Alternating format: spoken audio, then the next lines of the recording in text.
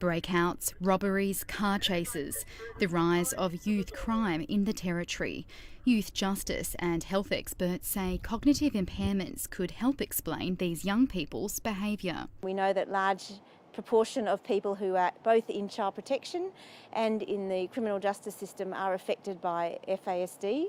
Fetal alcohol spectrum disorder is brought on by mothers drinking excessive amounts of alcohol when pregnant. It's the #1 cause of developmental delays, learning difficulties, memory impairment and behavioural problems in children.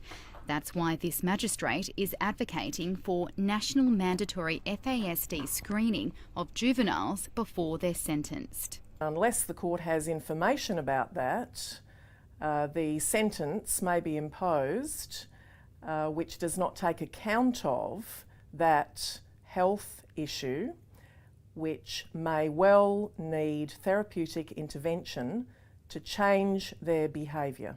She estimates 25% of incarcerated youth have FASD, the rate's higher if they're Indigenous. If we can figure out that that's partly because of cognitive impairment or FASD, then that's going to help us not only prevent further offending, but also help the court in its exercise of what to do with this young person, how to impose an appropriate sentence that will rehabilitate and that will help deal with the underlying problem.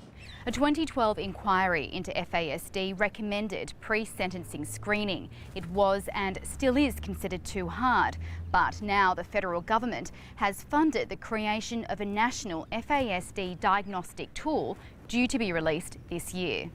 It takes into account the need to understand the prenatal history of the child. It takes into account to understand how the child learns and behaves now, and it gives clear instruction about which specific aspects of the child you need to measure in a standardised way to understand their strengths and difficulties. The tool is being tested on juveniles at the Banksia Hill Detention Centre in WA with the aim to create a national screening system for the courts, but some say it isn't moving fast enough. There's no reason, however, why screening couldn't start next month.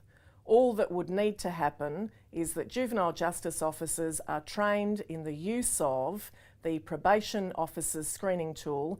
This push comes from a realisation of the tool's wider potential. The strength of understanding what children and youth can and cannot do optimises their chances for rehabilitation and optimises their chances for them to be successfully socially re-engaged and to have a successful life.